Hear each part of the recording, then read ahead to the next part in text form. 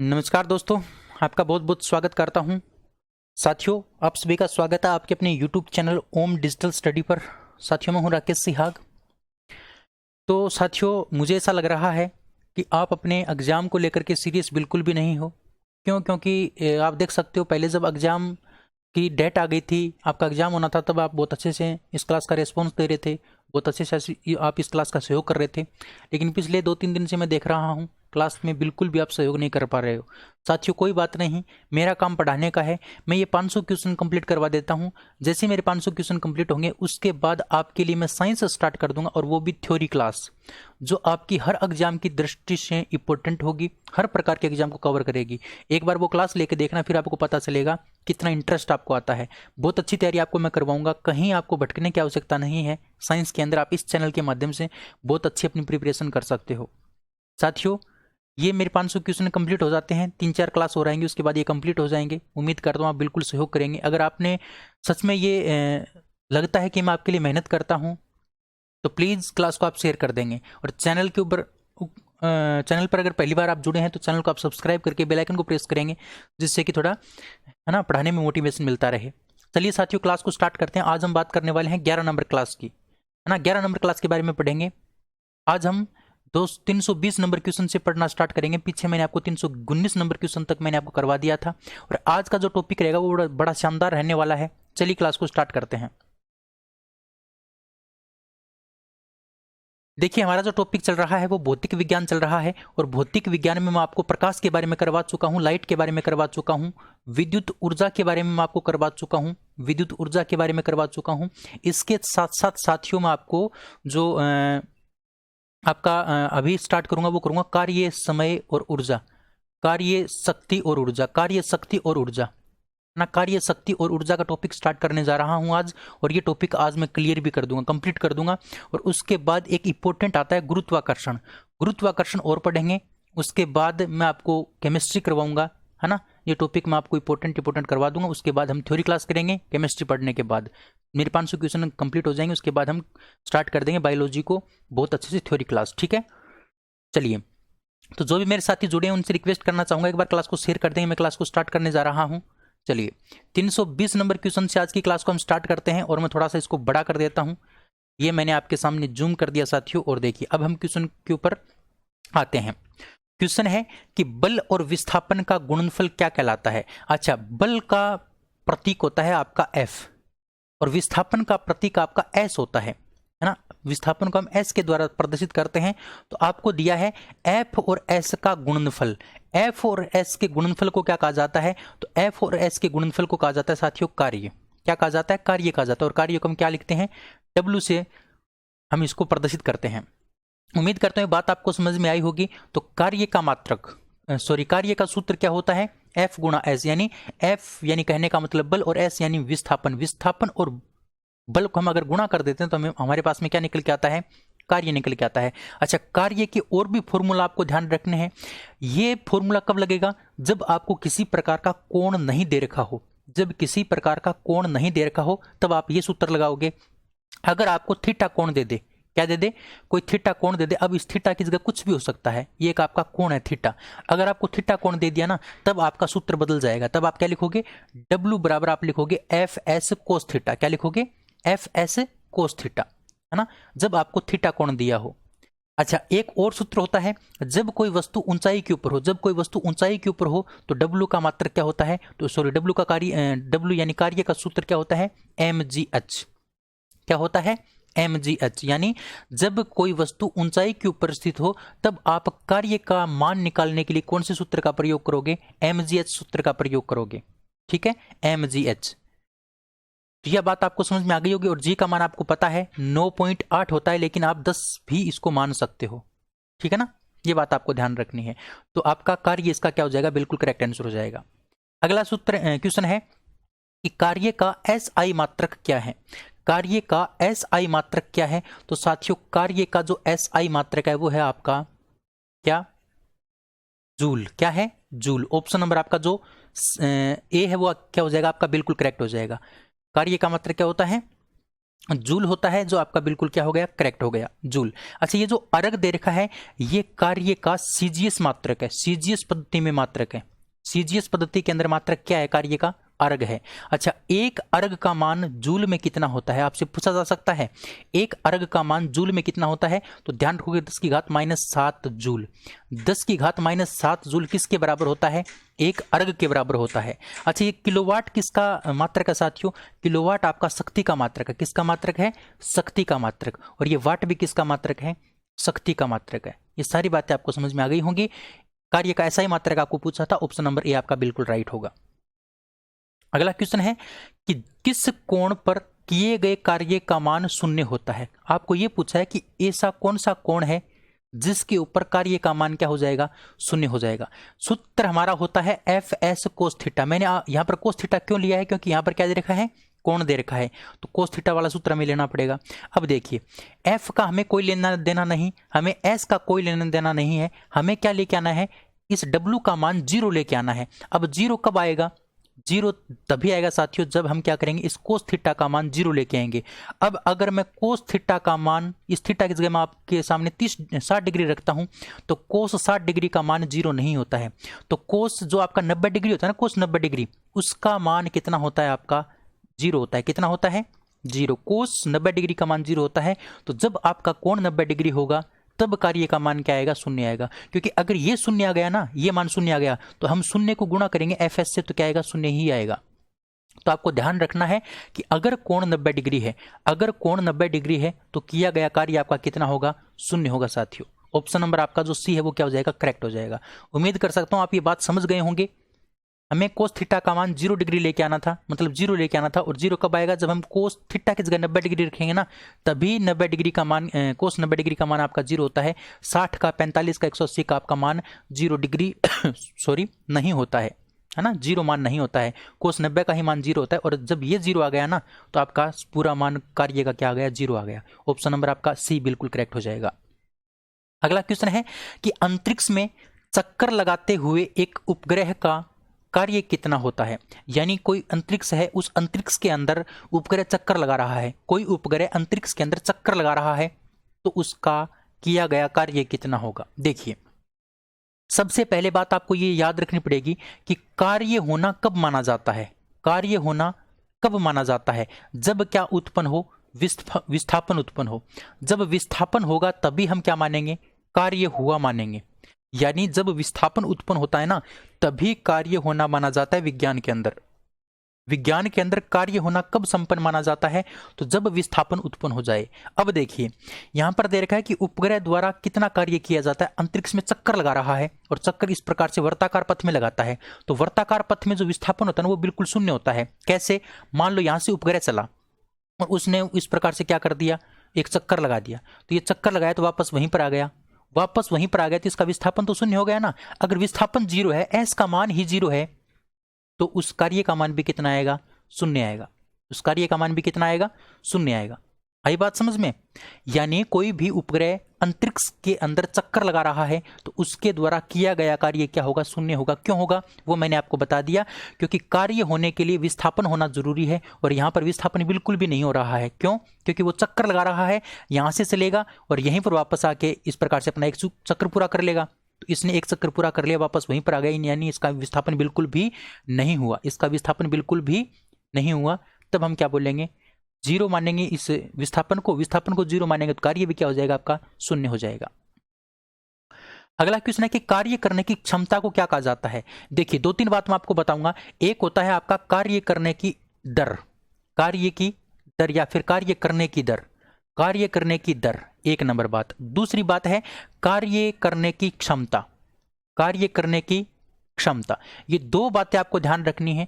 कार्य करने की जो दर होती है, कार्य करने की जो दर होती है साथियों, उसको कहा जाता है शक्ति। क्या कहा जाता है, शक्ति कहा जाता है। और कार्य करने की क्षमता को क्या बोलते हैं, ऊर्जा बोलते हैं। क्या बोलते हैं, ऊर्जा बोलते हैं। दोनों बात अलग अलग हैं, कभी भी आपको कंफ्यूज नहीं होना है, कभी भी कंफ्यूज नहीं होना है। यानी दर का मतलब कितने टाइम में कितना कार्य किया, कितने टाइम में कितना कार्य किया, है ना। कितने टाइम में, दर का मतलब टाइम होता है, दर का मतलब टाइम, यानी इतने टाइम में इतना कार्य किया, तो वो एक प्रकार की शक्ति है। और कार्य करने की क्षमता, भाई मैं 5 काम कर सकता हूं, मैं 10 काम कर सकता हूं, वो मेरी क्या हो गई, ऊर्जा हो गई। है ना, वो मेरी क्या हो गई, ऊर्जा हो गई। तो कार्य करने की दर तो आपकी शक्ति होती है और कार्य करने की क्षमता आपकी क्या होती है, ऊर्जा होती है।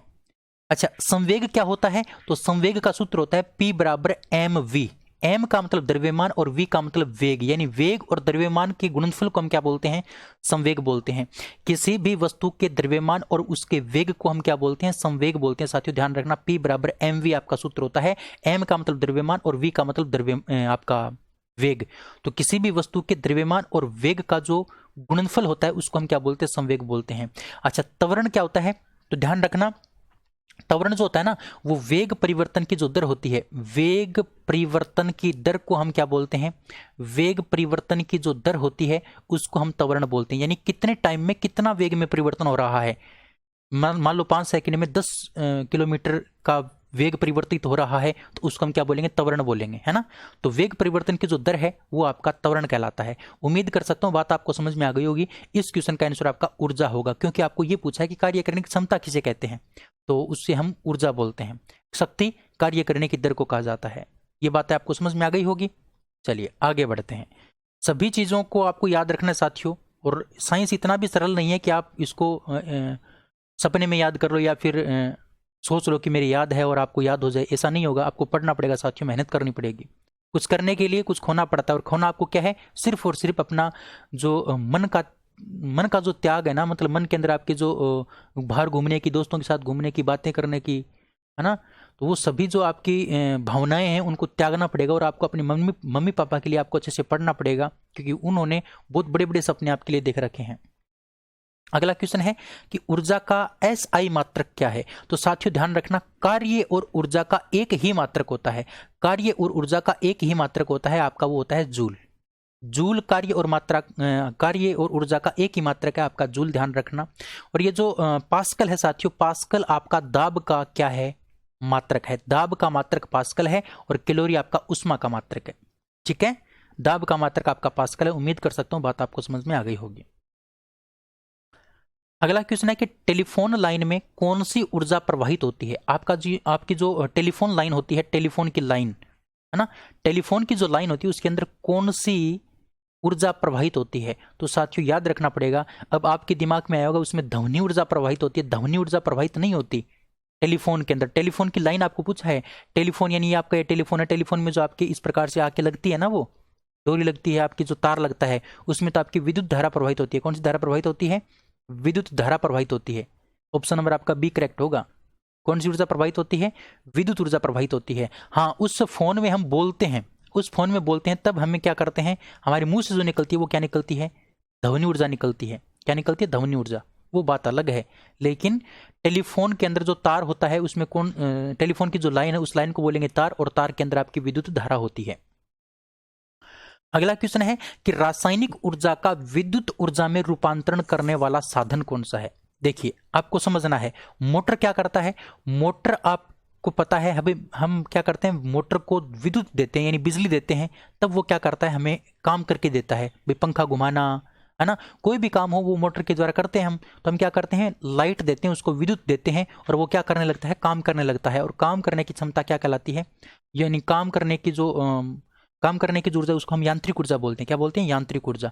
तो विद्युत जो मोटर होती है वो विद्युत ऊर्जा को यांत्रिक ऊर्जा में बदलने का काम करता है। अच्छा, जनित्र क्या काम करता है, जनित्र के बारे में आपको ध्यान रखना है। जनित्र जो होता है ना, जनित्र वो आपका काम करता है साथियों यांत्रिक ऊर्जा को, किसको, यांत्रिक ऊर्जा को विद्युत ऊर्जा में बदलता है। किसको, यांत्रिक ऊर्जा को विद्युत ऊर्जा में बदलने का काम कौन करता है, यांत्रिक ऊर्जा को विद्युत ऊर्जा में बदलने का काम आपका जनित्र करता है। यांत्रिक ऊर्जा का मतलब हम जनित्र का जो हैंडल है वो घुमाते हैं, काम करते हैं, तब हमें क्या प्राप्त होती है, विद्युत प्राप्त होती है। ठीक है, तो ये जनित्र आपका यांत्रिक से विद्युत हो गया। अच्छा, स्पीकर क्या करता है, स्पीकर को हम विद्युत देते हैं यानी लाइट देते हैं, तब हमें क्या प्राप्त होती है, ध्वनि प्राप्त होती है। क्या प्राप्त होती है, ध्वनि, ध्वनि ऊर्जा। तो विद्युत ऊर्जा को ध्वनि ऊर्जा में बदलने का काम कौन करता है, स्पीकर करता है। आपको पूछा है रासायनिक ऊर्जा को विद्युत ऊर्जा में कौन बदलता है, तो आपका सेल बदलता है, कि सेल के अंदर आपका रासायनिक पदार्थ होता है H2SO4, है ना। वो H2SO4 किसके अंदर बदल जाता है, विद्युत के अंदर बदल जाता है। ऑप्शन नंबर आपका सी क्या हो जाएगा, बिल्कुल करेक्ट हो जाएगा। उम्मीद कर सकता हूं बात आपको समझ में आ गई होगी। अगला क्वेश्चन है कि पौधा प्रकाश ऊर्जा को किसके अंदर बदलता है, प्रकाश ऊर्जा को किसके अंदर बदलता है, ये आपको पूछा है। तो साथियों ध्यान रखना, इस क्वेश्चन का जो आपका करेक्ट आंसर होगा वो होगा रासायनिक ऊर्जा। क्या होगा? रासायनिक ऊर्जा। कैसे भी? पौधा जो है ना, वो पौधा सूर्य के प्रकाश को ग्रहण करता है, प्रकाश ऊर्जा को इसने ग्रहण कर लिया और उस प्रकाश ऊर्जा को वो रासायनिक ऊर्जा में बदल देता है, क्योंकि इसके पौधे के शरीर में जो क्रियाएं घटित होती हैं वो रासायनिक माध्यम में होती हैं। कौन से माध्यम में होती हैं? रासायनिक माध्यम में होती हैं। इसके अंदर प्रकाश संश्लेषण की जो क्रिया होती है वो एक रासायनिक क्रिया होती है ना, रासायनिक क्रिया होती है। तो वो प्रकाश संश्लेषण क्रिया, रासायनिक क्रिया, वो किसके माध्यम से उत्पन्न होती है? वो रासायनिक ऊर्जा के माध्यम से उत्पन्न होती है। तो इसलिए प्रकाश ऊर्जा को पौधा क्या करता है? रासायनिक ऊर्जा में बदलने का काम करता है। अगला क्वेश्चन है साथियों आपके सामने 329 नंबर क्वेश्चन कि ऊर्जा और द्रव्यमान के संबंध में किसने सिद्धांत दिया था? यानी ऊर्जा और द्रव्यमान के संबंध में सिद्धांत किसने दिया था? ऊर्जा और द्रव्यमान में एक संबंध दिया था, E बराबर mc स्क्वायर। E बराबर mc स्क्वायर। ये किसने दिया था? ये आइंस्टीन ने दिया था। किसने दिया था? आइंस्टीन ने। E बराबर mc स्क्वायर। तो भैया अगला क्वेश्चन भी आपका हो गया। E बराबर mc स्क्वायर का सिद्धांत किसने दिया? आइंस्टीन ने दिया। यहां पर E का मतलब आपकी ऊर्जा है, E का मतलब आपकी ऊर्जा है, M का मतलब द्रव्यमान है साथियों। तो देखो ऊर्जा और द्रव्यमान का सिद्धांत किसने दिया? आइंस्टीन ने दिया। समीकरण आपका क्या था? E बराबर mc स्क्वायर। इसको हम ऊर्जा समीकरण बोलते हैं, है ना, ऊर्जा द्रव्यमान समीकरण इसको बोलते हैं। यहां पर C का मतलब है साथियों, यहां पर C का मतलब है वेग। यहां पर C का मतलब क्या है? वेग। ठीक है, चलिए ये क्वेश्चन भी आपको समझ में आ गया होगा। अगला 331 नंबर क्वेश्चन है कि किलोवाट घंटा किसका मात्रक है? देखिए किलोवाट घंटा, अगर हम किलोवाट की बात करते हैं तब तो ये शक्ति का मात्रक होता है। ये किसका मात्रक होता है? शक्ति का मात्रक होता है। लेकिन इसके आगे किलोवाट घंटा और लग गया, है ना, घंटा और लग गया तो ये किसका बन गया? विद्युत ऊर्जा का मात्रक बन गया। किसका मात्रक बन गया? विद्युत ऊर्जा का मात्रक बन गया, है ना। क्योंकि ये क्या है? ये आपकी शक्ति है और ये आपका समय है। और समय जो होता है ना, समय अगर लग जाता है तो वो कार्य में बदल जाता है ना। कार्य करने की हम दर की बात करें तो दर क्या होता है? आपका समय होता है। तो अगर समय लग गया तो वो आपका विद्युत ऊर्जा का मात्रक बन गया। अगर हम इससे समय को हटा देते हैं तो आपका बचता है किलोवाट, तब आपका क्या होता है? शक्ति का मात्रक होता है। तो किलोवाट घंटा किसका मात्रक है? विद्युत ऊर्जा का। शक्ति का मात्रक किलोवाट भी है और वाट भी है। अच्छा, कार्य का मात्रक क्या है? तो साथियों कार्य का मात्रक आपका जूल है और एक आपका अर्ग है। ठीक है, और धारिता का मात्रक क्या है? धारिता का मात्रक आपका फेरड है। क्या है? फेरड। एक बार क्वेश्चन ये पूछा गया था कि कुलाम बटे वोल्ट किसके बराबर है? कुलाम बटे वोल्ट को क्या कहा जाता है? तो कुलाम बटे वोल्ट को साथियों फेरड कहा जाता है। क्या कहा जाता है? फेरड कहा जाता है। ध्यान रखना, कुलाम बटे वोल्ट को फेरड के नाम से जानते हैं। और फेरड किसका मात्रक होता है? तो धारिता का मात्रक होता है ना। ये बात आप ध्यान रखें, कुलाम बटे वोल्ट। अगला क्वेश्चन है साथियों कि एक अश्व शक्ति में कितने वाट होते हैं? सिंपल सा क्वेश्चन है, 746 वाट होते हैं। शक्ति का मात्रक आपका वाट भी है, किलोवाट भी है, अभी मैंने आपको बताया था, और अश्व शक्ति भी है, एचपी भी आपका क्या है?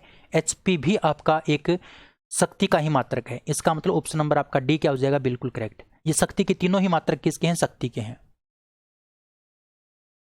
अगला क्वेश्चन है कि ऊर्जा मापने के लिए घरों में काम क्या आता है? ऊर्जा भाई हम किसके अंदर मापते हैं? हमारी जो विद्युत ऊर्जा होती है, विद्युत ऊर्जा को हम किसके द्वारा मापते हैं? मीटर के द्वारा मापते हैं। और वो जो मीटर होता है वो आपका ऊर्जा मीटर होता है। क्या होता है? ऊर्जा मीटर, यानी energy meter. Option number C आपका क्या होगा? करेक्ट होगा। एनर्जी मीटर के द्वारा हम क्या करते हैं? ऊर्जा को घरों के अंदर मापने का काम करते हैं। चलिए अब क्वेश्चन, बहुत जबरदस्त क्वेश्चन आने वाले हैं। देखिए जबरदस्त क्वेश्चन आपके सामने ये है कि एक आपकी प्रत्यावर्ती धारा होती है और एक आपकी दिष्ट धारा होती है, जिसको हम डीसी बोलते हैं, है ना। अल्टरनेट करंट और डायरेक्ट करंट, दो प्रकार के करंट होते हैं आपके। अच्छा, प्रत्यावर्ती धारा को दिष्ट धारा में बदलने का काम कौन करता है? एसी को डीसी में कौन बदलता है? भाई देखो, यानी ये हमारा खंबा है, खंबे से हमारी जो घर पे लाइट आती है वो कौन सी लाइट आती है? एसी लाइट आती है। और उस एसी को डीसी में बदलने का काम कौन करेगा? तो साथियों उस एसी को डीसी में बदलने का काम करेगा रेक्टिफायर। कौन करेगा? रेक्टिफायर। रेक्टिफायर जो है ना, वो एसी धारा को डीसी में बदलने का काम करता है। एक आपका होता है डीसी को एसी में बदलने वाला। डीसी को एसी में कौन बदलता है? तो आपका इन्वर्टर बदलता है। आपने देखा होगा आपके घर में इन्वर्टर होगा, वो जो इन्वर्टर होता है, उस इन्वर्टर के पास में आपको एक सेल मिलता है, बैटरी मिलती है। उस बैटरी के अंदर क्या होती है? वो चार्ज हो जाती है। वो क्या हो जाती है? चार्ज हो जाती है। यानी वो बैटरी क्या करेगी? उस विद्युत को ग्रहण करेगी और वो विद्युत किसके अंदर चेंज हो जाती है? डीसी में चेंज हो जाती है। और वो हमारे घरों में क्या आती है? काम आती है इन्वर्टर के माध्यम से।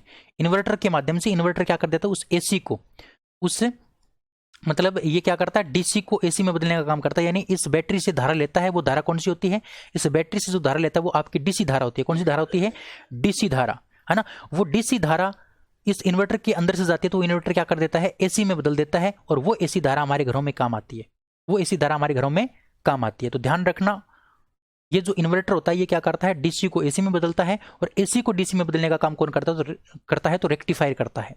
ठीक है, ये बातें आपको समझ में आ गई होंगी। आगे बढ़ते हैं। अगला क्वेश्चन है कि घरों में डीसी को एसी में बदलने वाला साधन कौन सा है। डीसी को एसी में बदलने वाला साधन, डीसी को एसी में, अभी भी बताया था मैंने आपको, इन्वर्टर इसका क्या हो जाएगा, करेक्ट आंसर हो जाएगा ना। ऑप्शन नंबर डी आपका इसका क्या होगा, करेक्ट आंसर। अगला क्वेश्चन है कि निम्न में अदिश राशि है, निम्न में से अदिश राशि कौन सी है। तो देखिए, कार्य, ऊर्जा और शक्ति, तीनों की तीनों आपकी क्या है, अदिश राशि हैं। अदिश राशि, तीनों की तीनों आपकी अदिश राशि हैं। कार्य, ऊर्जा और शक्ति, तीनों की तीनों आपकी अदिश राशि। ऑप्शन नंबर डी आपका क्या होगा, बिल्कुल करेक्ट। ठीक है, अगला क्वेश्चन है कि निम्न में से वाट किसका मात्रक है। वाट साथियों शक्ति का मात्रक है। किसका मात्रक है, शक्ति का मात्रक।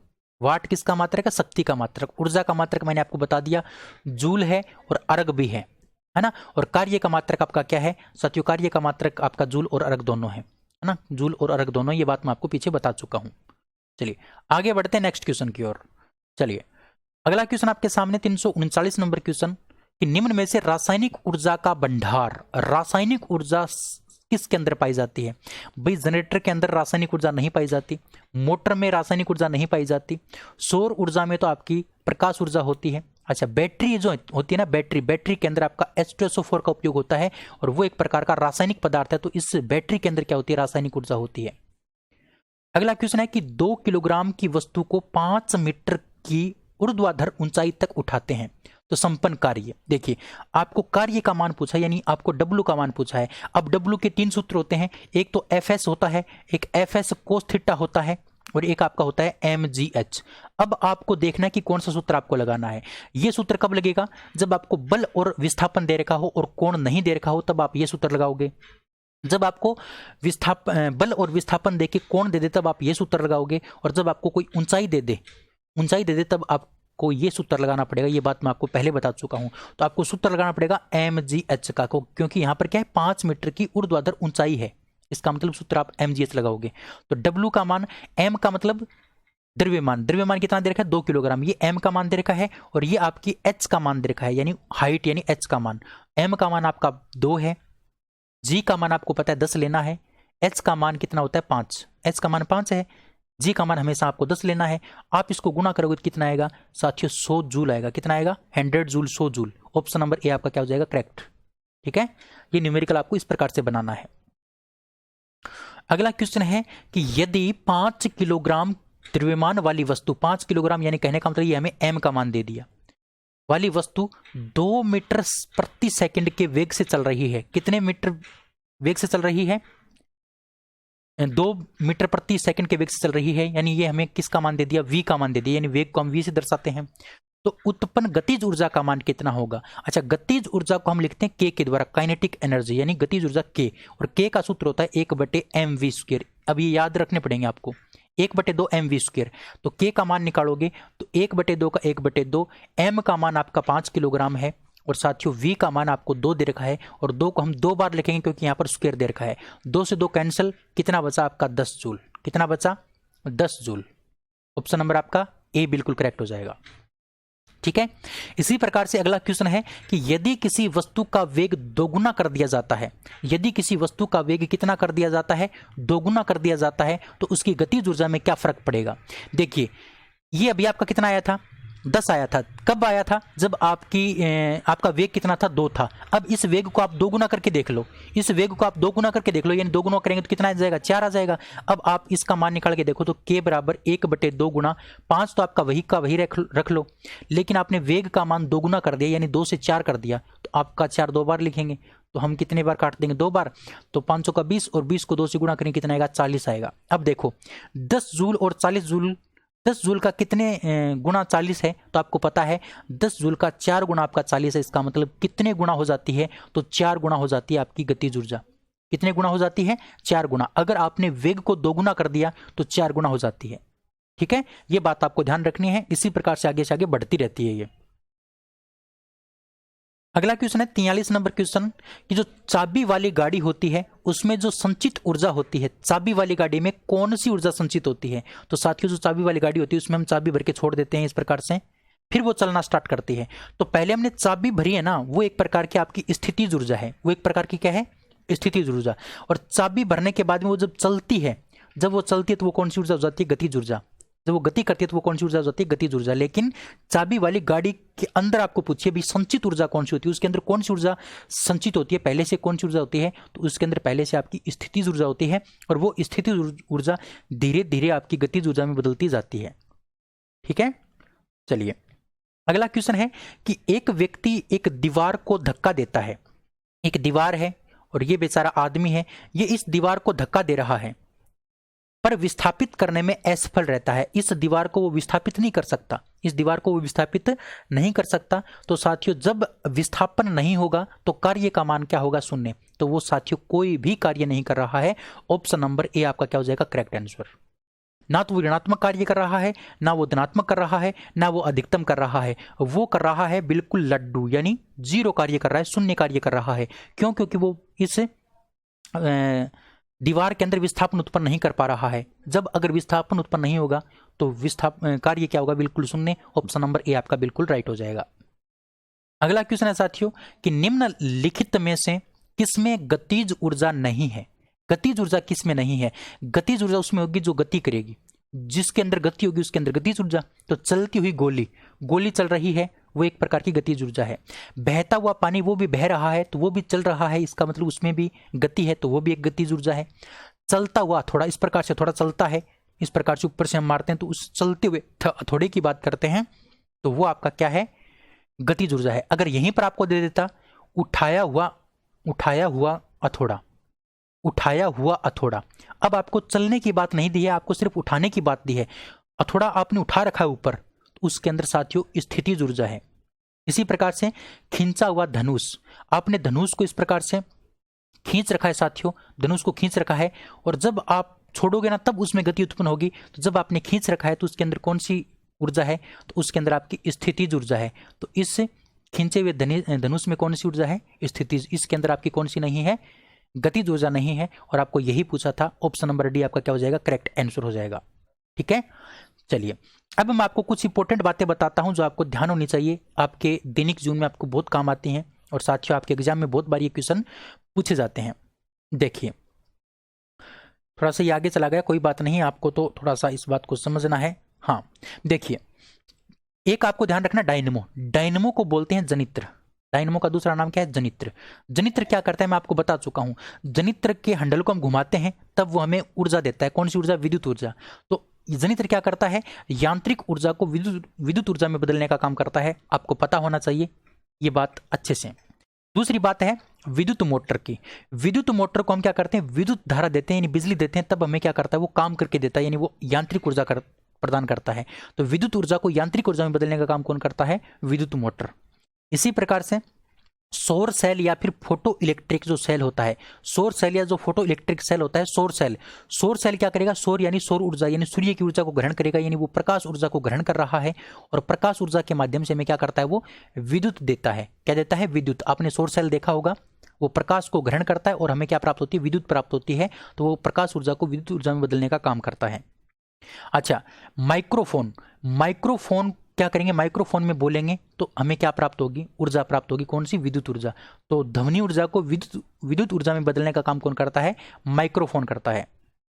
लाउड स्पीकर क्या करता है, लाउड स्पीकर को हम बिजली देंगे तब हमें क्या प्राप्त होगी, ध्वनि प्राप्त होगी, तो वो विद्युत ऊर्जा को ध्वनि में बदलने का काम करता है आपका लाउड स्पीकर। इसी प्रकार से गिटार जो है ना, उसके ऊपर हम काम करेंगे तब वो हमें क्या करेगा, ध्वनि प्रदान करेगा, तो वो ध्वनि ऊर्जा में बदलता है किसको, यांत्रिक ऊर्जा को। बल्ब, ट्यूबलाइट या फिर हीटर का जलना। बल्ब, ट्यूबलाइट, देखिए बल्ब एक तो आपको क्या करता है, बल्ब ट्यूबलाइट को आप विद्युत देते हो यानी विद्युत बिजली दोगे ना, तब एक तो आपको प्रकाश प्राप्त होगा और प्रकाश के साथ साथ में आपको गर्मी भी प्राप्त होती है। आप देखना कभी बल्ब, ट्यूबलाइट या फिर हीटर के पास जाके आपको गर्मी महसूस होगी, तो वो एक उष्मीय ऊर्जा होती है। तो ये जो बल्ब, ट्यूबलाइट या जो हीटर होता है वो विद्युत ऊर्जा को प्रकाश और उष्मीय ऊर्जा में बदलने का कार्य करता है। ये बड़ी इंपॉर्टेंट बात मैंने आपको बताई है। ठीक है, चलिए आगे बढ़ते हैं, नेक्स्ट बात करते हैं। नेक्स्ट आपको दे रखा है कि मोमबत्ती का जलना। अब मोमबत्ती जो होती है वो एक प्रकार की रासायनिक पदार्थों की बनी होती है। मोमबत्ती एक प्रकार की रासायनिक पदार्थों की बनी होती है। इसका मतलब उस मोमबत्ती के अंदर आपकी रासायनिक ऊर्जा है। मोमबत्ती के अंदर आपकी रासायनिक ऊर्जा है और उस मोमबत्ती के जलने से हमें कौन सी ऊर्जा प्राप्त होती है? एक तो प्रकाश ऊर्जा, और मोमबत्ती से हमें गर्मी भी प्राप्त होती है, तो एक हमें प्राप्त होती है उष्मीय ऊर्जा। इसी प्रकार से जो आपकी भाप होती है, पेट्रोल होता है, डीजल होता है, इन भाप, पेट्रोल या फिर डीजल जो इंजन होता है, भाप इंजन, पेट्रोल इंजन या फिर जो डीजल इंजन होता है, वो क्या करता है, हम उसको उष्मा ऊर्जा देते हैं, उष्मा देते हैं, तब वो हमें क्या करके देता है? काम करके देता है। तो ये बात बड़ी इंपॉर्टेंट है, कई बार पूछी गई है। विद्युत सेल की बात करते हैं तो विद्युत सेल के अंदर आपकी H2SO4 भरा होता है ना, वो एक प्रकार की रासायनिक ऊर्जा है साथियों, और वो रासायनिक ऊर्जा से हमें क्या प्राप्त करता है? प्रदान करता है, विद्युत ऊर्जा प्रदान करता है। तो ये बातें बहुत इंपॉर्टेंट है, आपकी हर प्रकार के एग्जाम में ये बार बार क्वेश्चन पूछे जाते हैं। उम्मीद कर सकता हूं आपको समझ में आए होंगे। साथियों, मैंने आपको कार्य, ऊर्जा और शक्ति का टॉपिक कंप्लीट करवा दिया। कार्य, ऊर्जा और शक्ति का टॉपिक मैंने आपको कंप्लीट करवा दिया। कल हम पढ़ने वाले हैं गुरुत्वाकर्षण के बारे में। किसके बारे में? गुरुत्वाकर्षण के बारे में। उम्मीद करता हूं आप बहुत अच्छे से इस क्लास का फायदा उठा रहे होंगे। बहुत अच्छा कंटेंट आपको दे रहा हूं। बस बहुत जल्द आपके 500 क्वेश्चन कंप्लीट हो जाएंगे, और जैसे ही 500 क्वेश्चन कंप्लीट होंगे उसके तुरंत बाद मैं आपके लिए थ्योरी की क्लास स्टार्ट कर दूंगा। और वो थ्योरी की क्लास साथियों हर प्रकार के एग्जाम को कवर करेगी। एक बार 2 या 3 क्लास लेके देख लेना, फिर आप रेगुलर रहने को मजबूर हो जाओगे। अगर आप तैयारी करते हो, सच में अगर कुछ करना चाहते हो तो, वरना कोई इश्यू नहीं है, फिर तो आप पढ़ोगे नहीं ना। वो तो कोई अच्छा पढ़ा दे, कोई गलत पढ़ा दे तो भी नहीं पढ़ो। कैसे पढ़ा दे, फिर तो पढ़ना ही नहीं है आपको। अगर आपको अच्छे से तैयारी नहीं करनी है, जॉब नहीं लेनी है, तो अगर आप अपने मंजिल को लेकर के सीरियस हो तो आप बिल्कुल इस क्लास का भी सहयोग करोगे, और आगे आने वाली जो हमारी थ्योरी की क्लास है उसका भी सहयोग करोगे। ठीक है साथियों, चलिए आज के इस वीडियो में इतना ही। अगले वीडियो में फिर मिलेंगे, तब तक के लिए जय हिंद, जय Bharat, thank you, bye bye. अगर आपसे हो सके तो शेयर कर देना, अगर नहीं हो सके तो कोई बात नहीं, लेकिन करना जरूर, आपसे रिक्वेस्ट है। Thank you.